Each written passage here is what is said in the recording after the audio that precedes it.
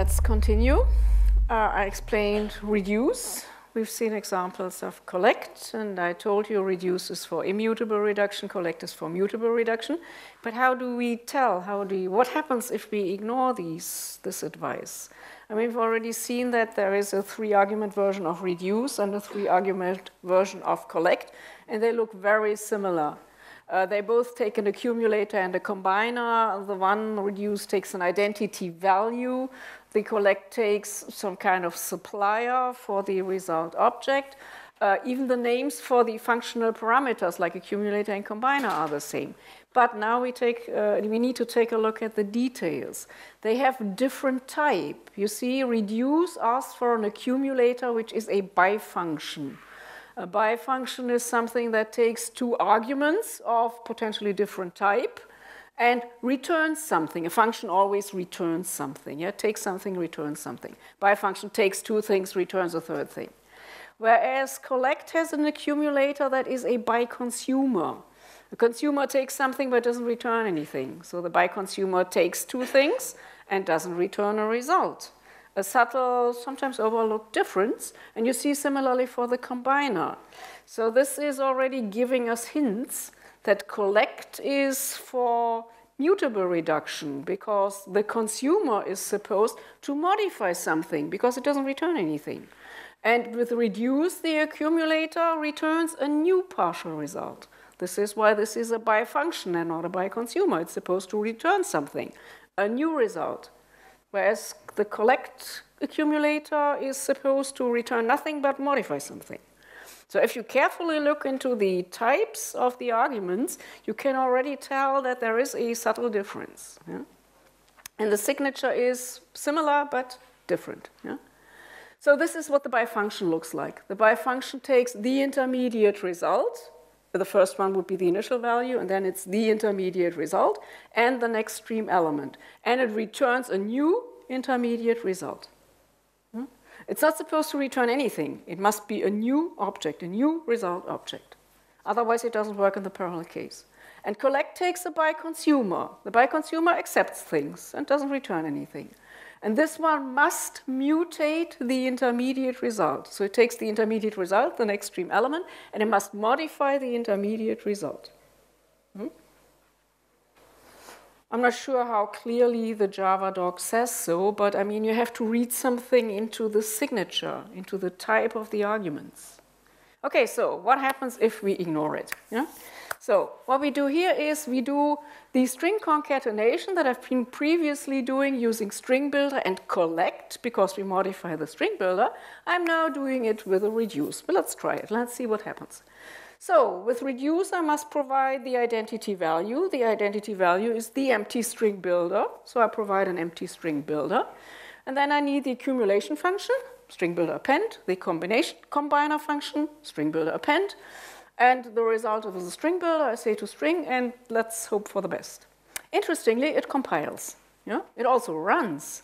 It even produces the correct result if you have a sequential stream.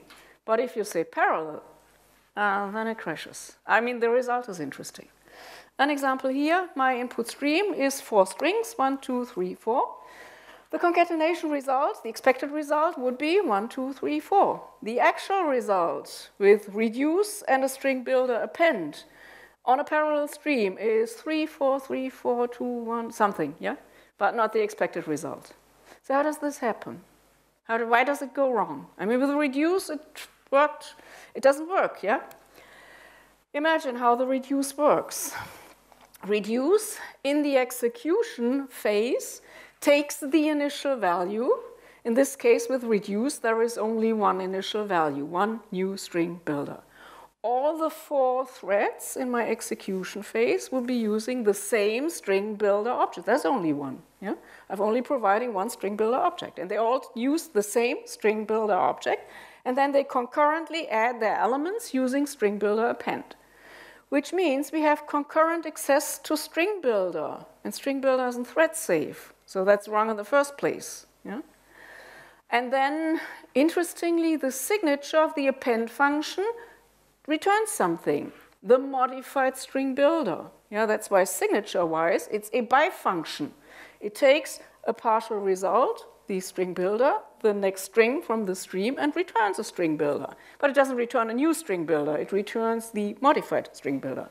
It does not respect the requirement that it must not mutate. Instead, it should produce a new result, but it doesn't. It's just that the signature meets the requirement. That's why it compiles and runs.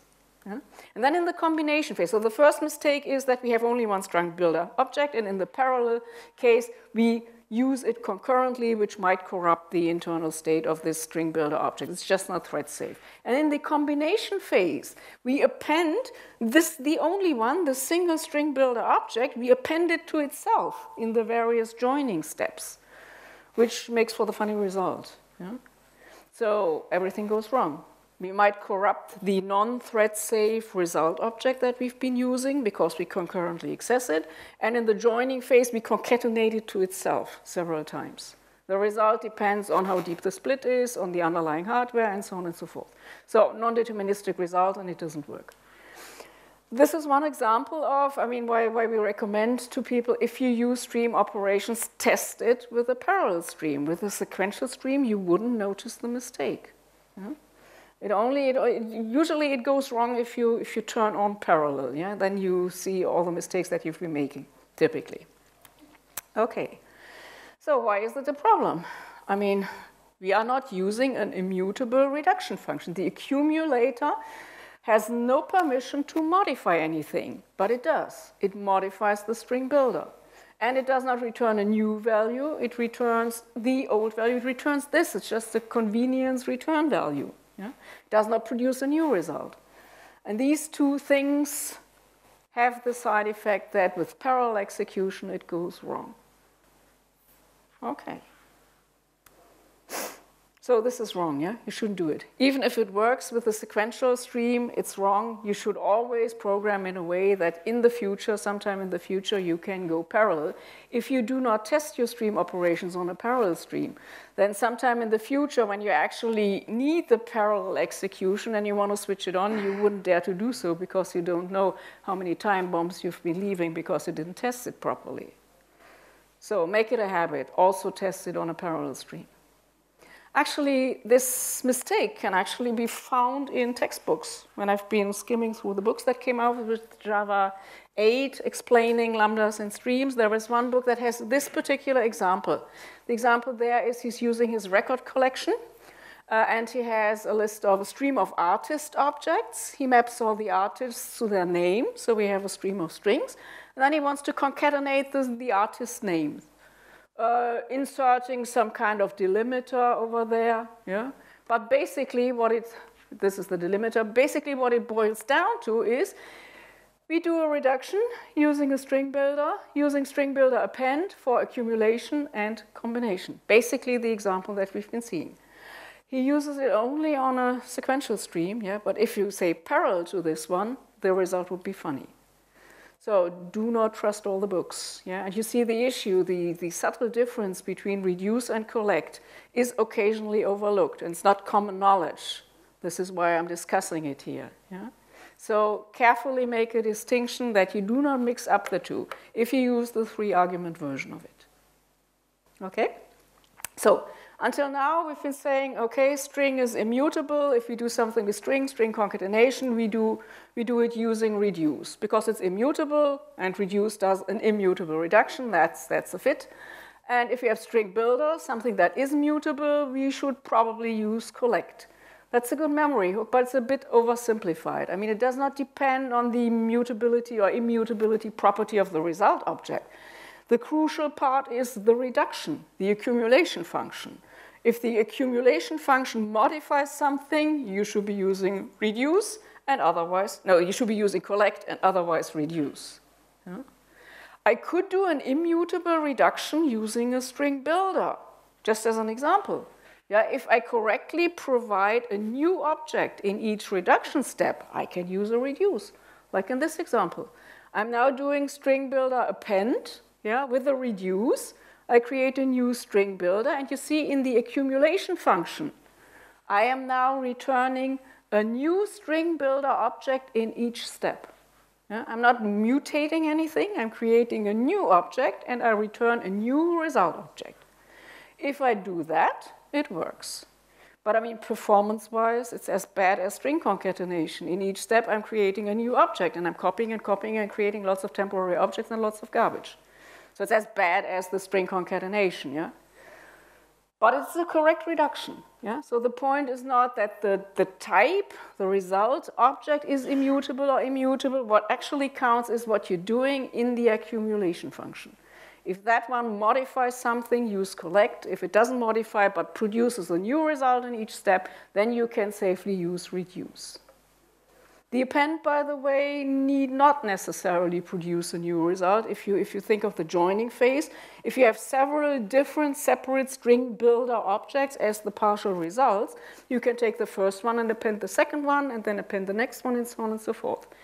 Yeah, you need not have a new one for each step. So it's actually the accumulation function that is crucial. Yeah? What about thread safety in the append combined? That is all. Two string builders are always combined by one particular thread. Yeah, so there are not two threads trying to call the combine. That would make sense. Yeah. So there's one each string builder object, or two string builder objects that are combined are always used by only one thread. And then we have two other ones, and then yet another thread. Yeah? So there is no concurrent access to the partial results in the joining phase. So we don't need thread safety. Yeah? Okay. This is a very exotic one. Now I'm trying to do a collect, a mutating reduction using a mutable string array.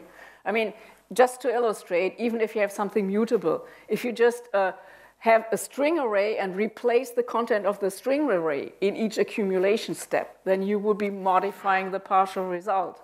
So again, I mean, you could do a collect using a string array, but I don't recommend doing this. It's just weird. So let's forget about it. So reduce is for immutable reduction, collect is for mutable reduction. Do not use reduce if your accumulation function modifies the result object. Yeah? Even if it works with sequential streams, parallel will blow it. And if you use a reduce, make sure that the initial value is the identity, yeah? That the accumulation function is an associative one. Yeah? It would work for the sequential stream, but again, it crashes and makes funny results if you go parallel. Okay. So the mutable reduction does make a lot of sense, yeah? Because, I mean, I've been comparing the string concatenation and the string joiner stuff using string builder internally, and that's actually an optimization regarding performance. So mutating objects does make sense, because if you work with immutable objects that produce new results in each reduction step, and you have really huge sequences of elements, you create a lot of overhead. So using the collect to mutate state is a valid thing for performance reasons in Java. If you are not sure regarding performance gain or performance loss or performance criteria in general, benchmark a lot. Yeah, you can't predict it. You need a benchmark. It might behave differently in different platforms, especially since the parallel execution depends on your platform and the number of cores that you have available there. Yeah, so benchmark a lot if you go parallel. Okay, that much regarding comparing reduce and collect. I can tell you a little bit more about collect in general. Collect is a very versatile terminal operation, and it has a lot of potential, especially if you provide user-defined collectors. If you don't use the predefined ones, you can solve lots of problems. One idiom related to collect is that one collect can replace multiple reduces, which is also a performance optimization. Example, let's say I have a stream of strings, and I want to calculate the minimum and maximum string, so the largest and the smallest string regarding lexicographical order. I can do that. I can provide the minimum and maximum value by a reduction. That's again a reduction. Yeah? I stuff in all the strings from my input stream, and the result should be the largest or the smallest one. That's a reduction. And this is what the reduction looks like. In this case, I've been using the third version of reduce. We've seen reduce with initial value and accumulator, 2 arguments. We've seen the map reduce thing with 3 arguments. And there is one that takes only 1 argument. That's the reduce without an initial value. You just provide the accumulation function. And in my example here, I want to calculate the maximum, providing an accumulation function that takes the first string and the second string from the input stream and compares them, and the partial result is the greater of them. Yeah? And then it takes the third element and compares it to the intermediate maximum and calculates the next maximum, and so on and so forth. Yeah? So that's a reduction that doesn't need an initial value. Basically, I use this version because finding an identity value for calculating the minimum would require something like the maximum string. And what is the maximum string? It's kind of difficult, yeah? You could be using null, but that complicates the operations a little bit. So I said, okay, let's use this version. This version has a different return value. It returns an optional, a so-called optional, which is a new type in Java 8, and basically it's an optional result. Optional is a wrapper around the result, and it has the property that it can contain a result, or it can be empty, basically saying there is no result. And actually, if you look into a reduction without an initial value, what would the reduction provide as a return value if the input stream is empty? If you don't have if you have an initial value, in that case, you could return the initial value as the result. But if you use this version without an initial value and the input stream is empty, it's difficult to produce any result. And this is why they added the optional. In that case, the reduce would return an optional empty result, an empty optional as a result. So from the optional, you can ask it whether there is a result present or whether it's empty. Yeah? And so it can represent no result, and otherwise it's a wrapper around the result. So that's the optional return value, which is returned from reduce without an initial value. So in this example, I've been calculating the minimum and the maximum value, and I performed 2 reductions, which means I have to step through the entire sequence of input strings twice. If it's a huge sequence of elements, that comes with substantial cost. And the idea is I can provide an optimization by using collect instead of reduce, and thereby collecting the minimum and the maximum at the same time with one pass over the sequence.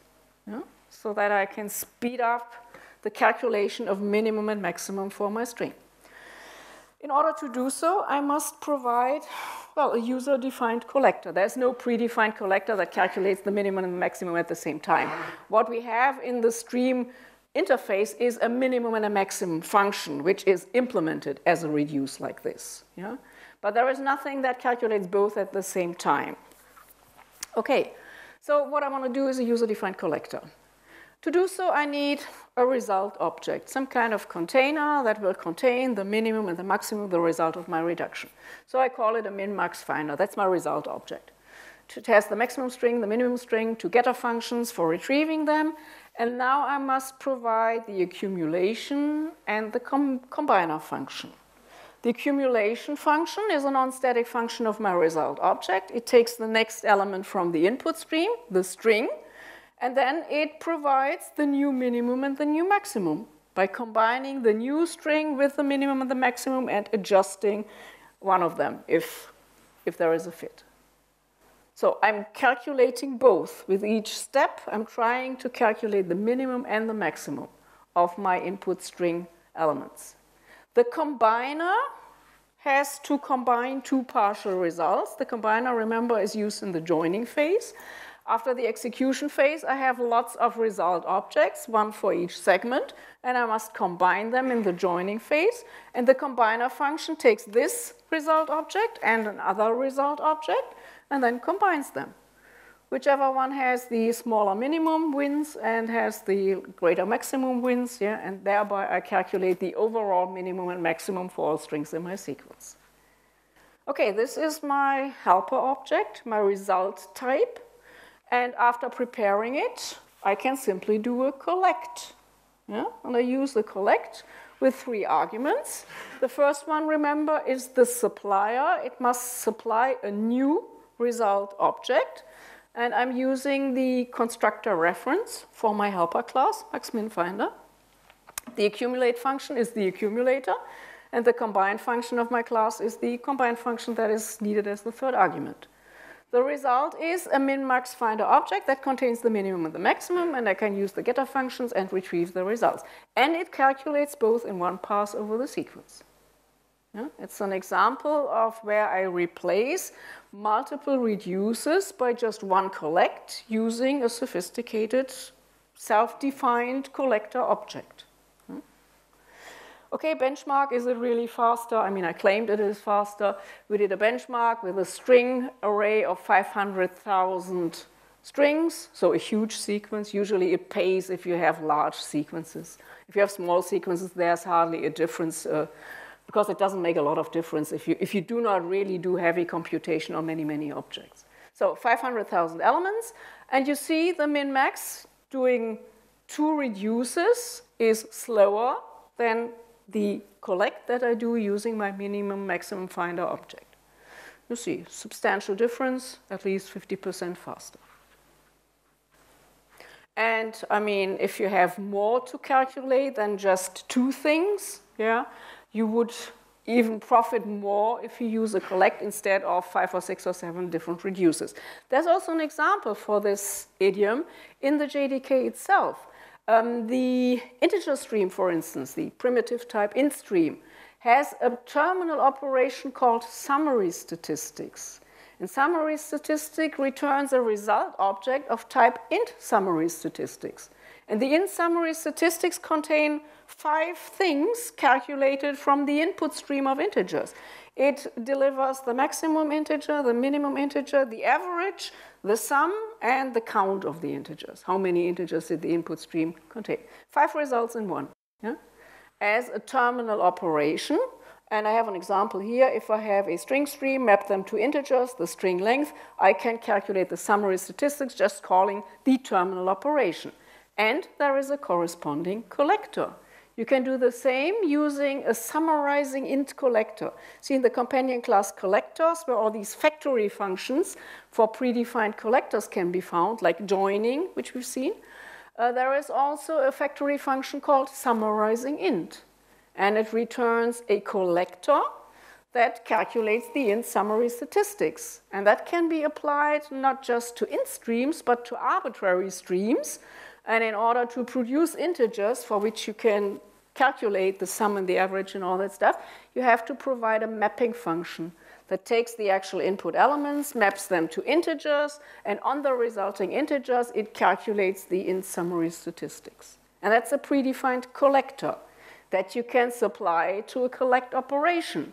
So what I've been doing up there with on an int stream, on a string stream with a mapping to int and then the summary statistics terminal operation can be done using a collect on the string stream directly, providing the mapping function as an argument to the summarizing int factory function for the collector. And that's the collector similar to the one that I did with my minimum and maximum calculation. Yeah? In one pass over the sequence, it maps each string to an integer and then calculates these 5 different pieces that are part of the int summary statistics.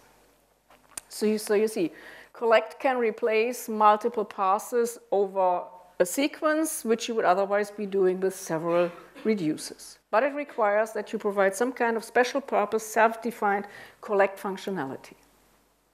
User-defined collectors are often a solution for situations where people feel that they somehow have to maintain state. A recurring question, or one question that we once had with someone who attended one of our workshops, there is the Bufferedreader. Java I/O Bufferedreader is an abstraction that can be used for reading text files. And with Java 8, they kind of re-engineered many of the JDK abstractions. Pretty much everything that contains a sequence-like data structure and now has a function that provides the sequence in form of a stream. And so a Bufferedreader can be used for reading input from a text file. And the Bufferedreader nowadays has a lines function which returns a stream of lines. So basically what it does, it reads in the file, the content of the text file, and provides it as a stream of strings, and each string in this stream is a line from the text file. Okay, once we explained this, there was one guy and said, yes, we are working with text files, but I do not want to have a stream of strings. I mean, a stream of lines. I mean, our lines have continuation lines. What I actually want to have is not a stream of lines. I want to have a stream of sentences where I already concatenate the first line and the second line and the last line, like in this example. Yeah? So this is the actual input. It has a continuation character if the line is continued in the next line. And he wanted to turn this kind of input into a sequence of sentences, yeah, concatenated lines, so to speak. How can we do this using streams? Any ideas? Yeah, and then he was thinking, perhaps we can do some kind of mapping, perhaps, map the lines and kind of concatenate them as long as there is a continuation character. But I mean, whatever you try to do, yeah, you would have to maintain some piece of state, namely the information of whether the next line is a continuation line or not. And that is state that you must maintain between the different steps of a mapping. So the individual mapping steps would not be independent of each other. They would need some kind of state information that must be adjusted and modified. And the thing is that most intermediate operations like filter and map have a requirement in the Java doc that says the functionality that you provide to map is supposed to be stateless. It must not modify anything. It must not have state. Yeah? So, because otherwise, if you have state in these lambda expressions that you provide as arguments to filter or map, for instance, if you do apply them to a parallel stream, then this state would be accessed concurrently, which requires that the state suddenly must be synchronized, thread safe somehow, yeah? And that is often overlooked, and then everything goes wrong, and you have lots of mistakes. So the idea is usually what you provide as a lambda expression is supposed to be stateless. Is not supposed to maintain state. So what can you do? Yeah? One thing you can do is you can resort to operations, stream operations that allow stateful lambdas. There are only very few, actually there are only 3 for each order, and there's a peak method. Peak is basically for tracing. Yeah? You're supposed to do some kind of print line, but nothing else in a peak. And for each order, also take lambda expressions, functionality, and that functionality has permission to produce side effects and modify objects if necessary. Because, I mean, for each doesn't return anything, yeah? If the lambda doesn't provide any side effects, the entire for each would be pointless. So usually the action that you supply as a consumer to the for each operation provides some kind of modification. And the Java doc explicitly says, if you modify state in the consumer that you provide to for each, you are responsible for making sure that it is thread safe in case of parallel execution. So it's your responsibility. If you modify state in one of the lambda expressions, make sure that it still works if you go parallel. Yeah? And for each order are the only ones that have permission to have stateful lambdas. All other lambdas are supposed not to modify anything. They must not have state. So we could try to solve the concatenation problem, turn lines into sentences, using a stateful lambda that we provide to for each, and the stateful lambda should maintain state that is thread safe. That's one solution. Not the easiest one. And probably you would have poor performance because the synchronization that you have to add for thread safety slows it down. It sequentializes the consumer that you provide. Another solution without collect would be, well, don't use streams. I mean, use a regular loop. Yeah? With a regular loop, on the other hand, you can never go parallel. Or if you want to go parallel, that's a substantial effort. Yeah? That would be a sequential execution, and if you want to maintain state, yeah, you can do that in a for loop like we did the past 20 years. But if you want to do it stream-like, the idea, maintaining state, often boils down to a user-defined collector. And the collector itself would take care of maintaining and modifying the state. So my idea is I want to solve the concatenation problem with the continuation lines by means of collect. What I need is a result object that kind of accumulates the sentences, the concatenated sentences that I want to create from the input lines. And I call it concatenator, and then I need a supplier, which will probably, again, will be a constructor reference. We need an accumulator and a combine function. And this is what it could look like. Internally, my result object maintains the sentences in an array list of strings. This is supposed to be the result, the array list of strings. Yeah? It's supposed to be a list of sentences. I have a getter function that returns the result, and now I need to figure out what do the accumulator and the combiner look like. And now the accumulation means I have the next element from the stream, which is a line from the input, and I have to add it to the list, basically, to the array list of sentences. If it's the first one, I just add it to the list. If it is any subsequent line from the input stream, I have to check whether the previous line had a continuation character, and if so, I append it to the last array entry.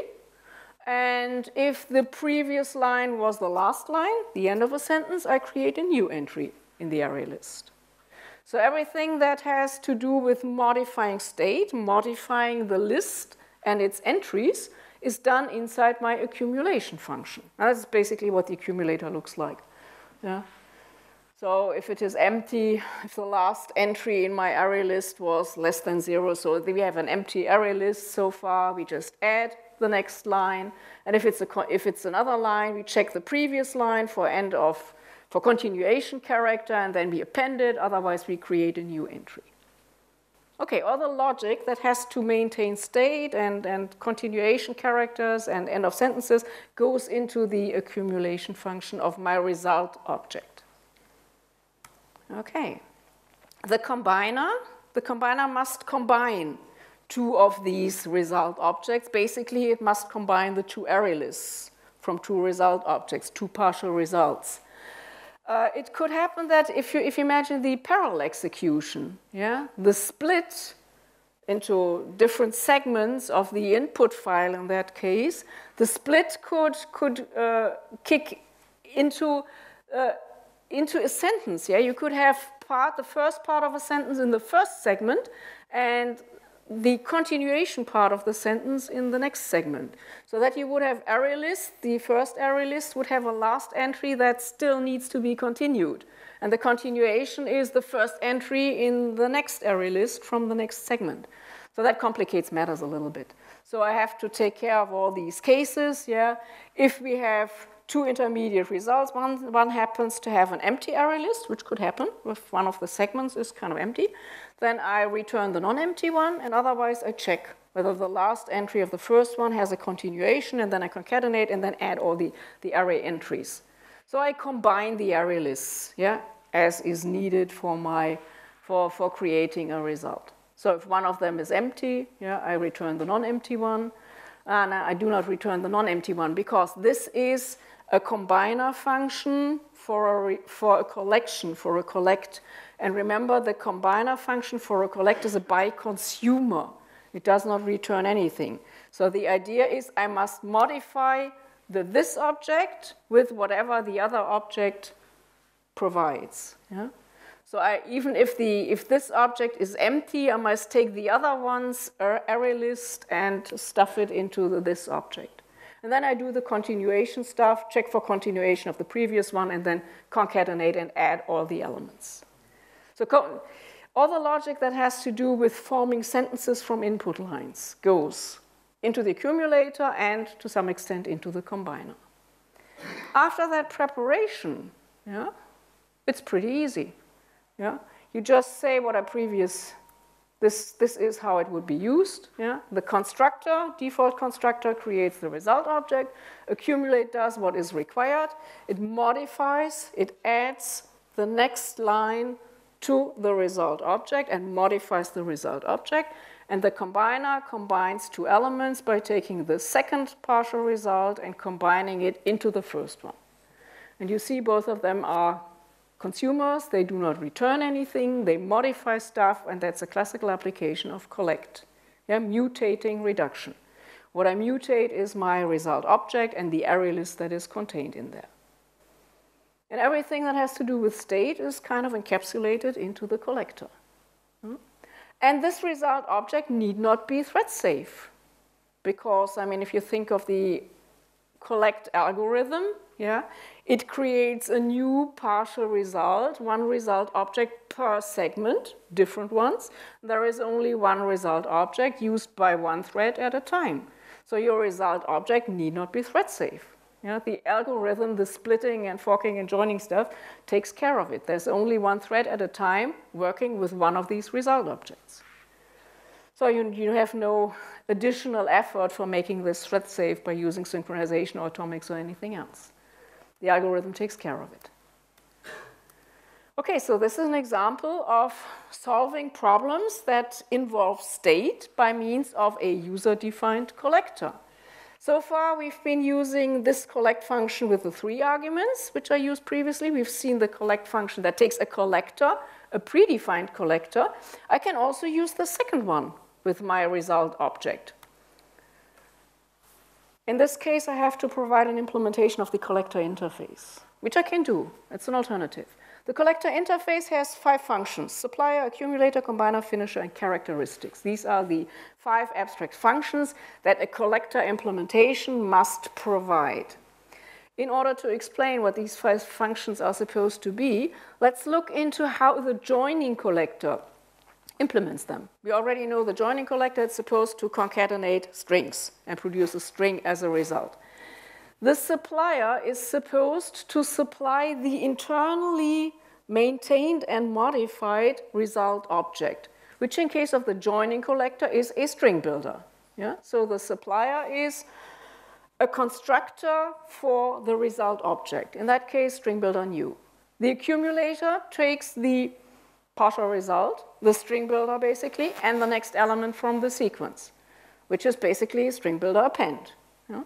The combiner takes 2 result objects, in that case 2 internal string builders, and again does string builder append, but this time appending the 2 string builders. And since this is a binary operator, in that case, I mean, there's a subtle difference again, yeah? If you think of the 3 argument version, the combiner doesn't return anything. It's a consumer. It's not supposed to return anything. It must modify the first argument. Yeah?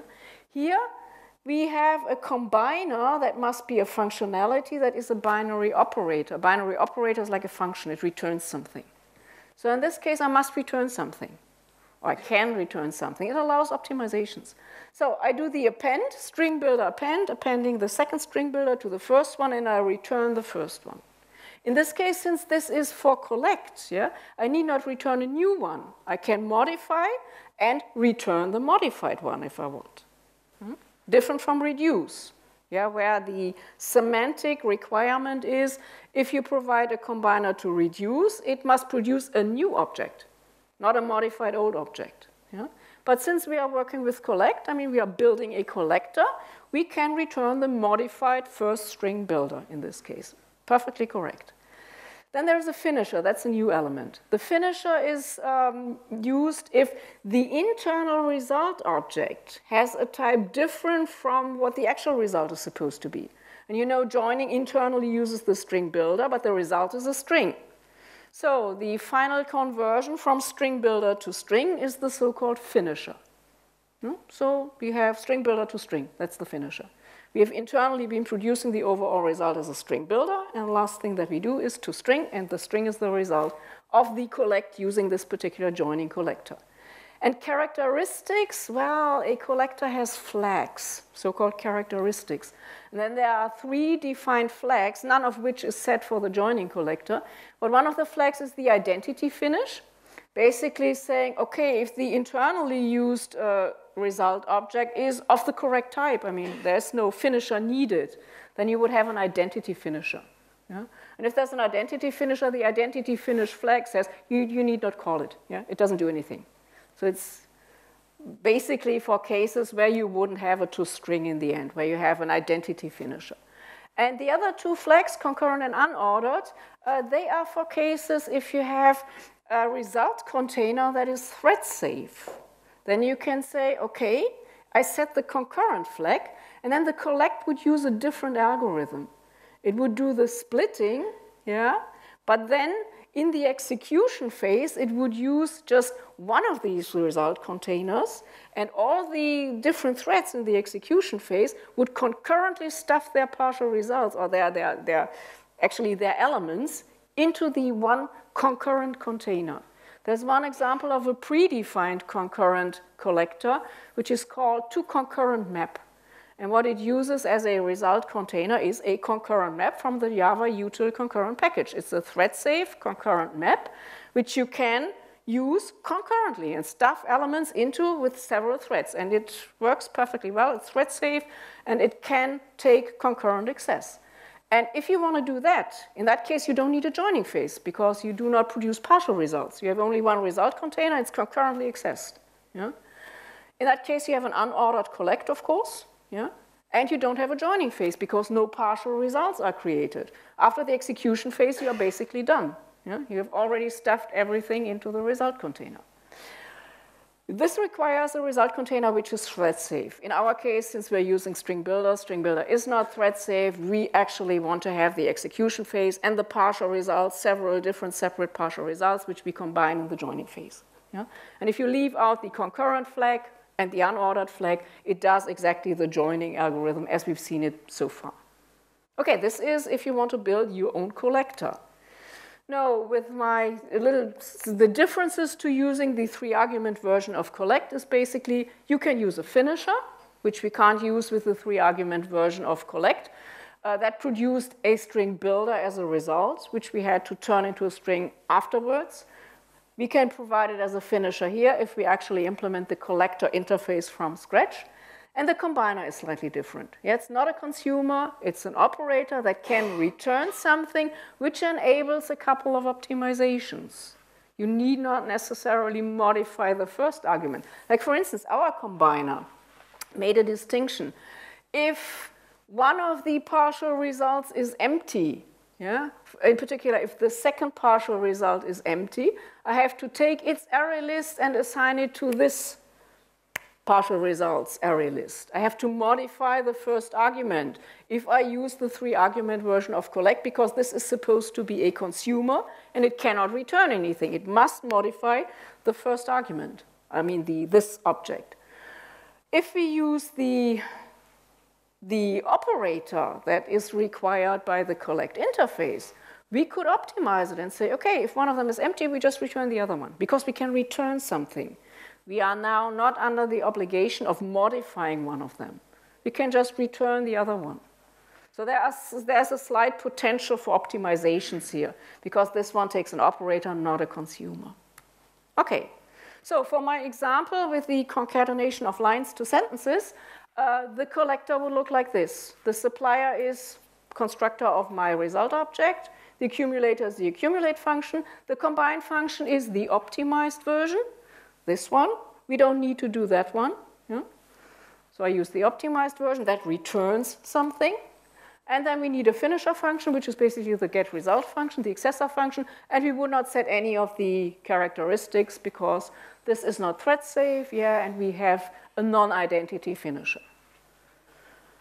And you can provide an implementation of this collector interface in the traditional Java way, just saying a class concatenator implements collector of blah, blah, blah, and then provide implementations as outlined here. But there's an easier way of doing it.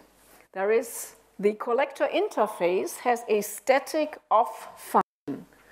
That static off function can be supplied with 4 functionalities, which is basically the implementation of the 4 abstract functions, and you can't set any characteristics. So what I'm providing there is the supplier, the accumulator, the combiner, and the finisher. As you see, method references. That's a new way of implementing interfaces. Yeah? If the interface comes with an off function, a factory function, a static function, you just provide, as a piece of functionalities, a Lambda expression or a method reference, the implementations for all the abstract and required functions. Yeah, so basically what it does is I provide 4 functionalities, and these 4 are the implementation of the 4 required abstract functions. The only thing that I can't do is I can't provide any characteristics if I use this off function. There is another version of off that also takes a 5th argument, namely the characteristics. So you do not have to manually implement the interface anymore. You just stuff all the implementations into this factory function of, and it creates a collector implementation. Okay, so this would be the version of my user-defined collector. No? And I can use collect with a user-defined collector created by the of factory function. That's the new way of programming, yeah, with Lambdas and method references and Java 8. But you can also do it old-style stuff, yeah, and just have a collection, a class that implements the collector interface and do it manually. Okay, so the purpose of user-defined collectors basically is increasing performance. Yeah? Remember, one collect can replace many passes, multiple passes with a reduction over the same sequence. Think of the int summary statistics or my minimum maximum calculation in one pass over the sequence. That is one application of user-defined collectors. And the other typical one is if you have something that requires state. Yeah? You would, in many, many cases, end up with a user-defined collector because the collector has the possibility to provide state and to maintain state, and the algorithm actually has the feature built into it that the state need not even be thread safe, yeah, because we use partial results and a separate one in each of the threads, and a combination phase. We have only single-threaded execution to the result object, and you can have simple result objects that you build yourself and then provide them as user-defined collectors. Okay, and this way you can handle mutable state. While most of the other operations cannot handle mutable state. The only exceptions are for each and for each ordered, and it doesn't look pretty. Yeah, the collector is usually the more readable and cleaner solution to the problem in many cases. Okay, any remaining questions? Yeah? I don't know if it's big related, but if the contract is that everything should be able to run in parallel, why isn't that the default? Because parallel is not faster in all cases. I mentioned in passing that there are stateful stream operations. Distinct is an example, and sorted is an example. And they have so much overhead because if they run in parallel, they internally maintain state. They are stateful operations. Yeah? And maintaining the state in proper state, in proper conditions in the parallel execution adds so much overhead that in some cases the parallel execution is slower than the sequential execution. And for this reason, I mean, you can't tell in advance. It is platform dependent. It depends on the size of the sequence. It depends on how much calculation your lambdas actually do. You cannot predict the result. So not in all cases per se is parallel execution faster than sequential. Yeah? And the compiler can't tell. So it's your responsibility to do a benchmark and figure out whether it pays to go parallel. But you should be able to do so in all cases. That's the idea. Yeah? Is there an easy way to switch the default mode to parallel, like for testing? As if you have a unit test and try to, okay, enable parallel on everything for all of them. Run again? Because that would be neat, basically, to have. Is there some There's nothing predefined. You would have to figure something out yourself, some kind of a stream wrapper or something, yeah. But there's nothing predefined that would switch all streams into parallel mode. It's not provided yet.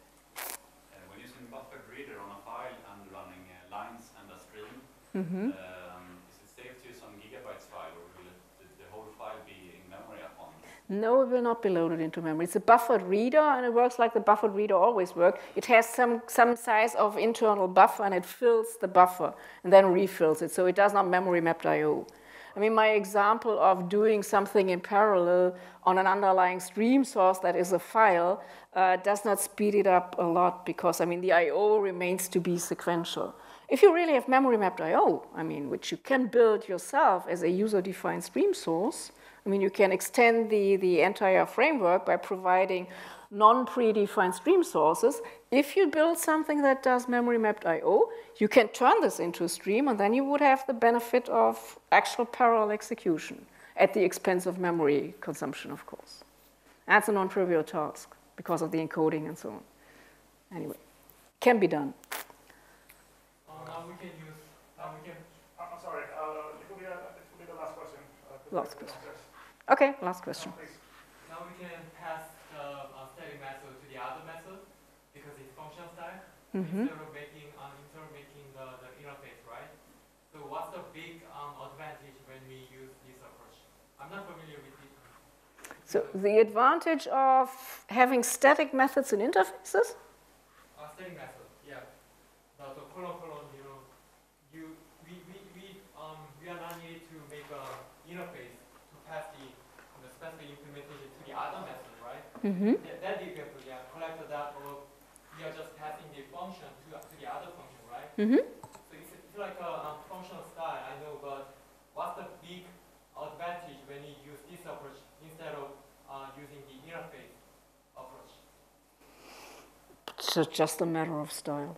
I mean, this one spares you inventing a name for a new class. I mean, with the traditional style, you would have to have an actual class. But I mean, you could use anonymous inner classes. So actually, it's just a matter of style. It's a different style of building implementations of interfaces, nothing else. Yeah, there's no performance advantage.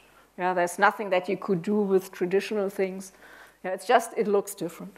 That's all. Okay?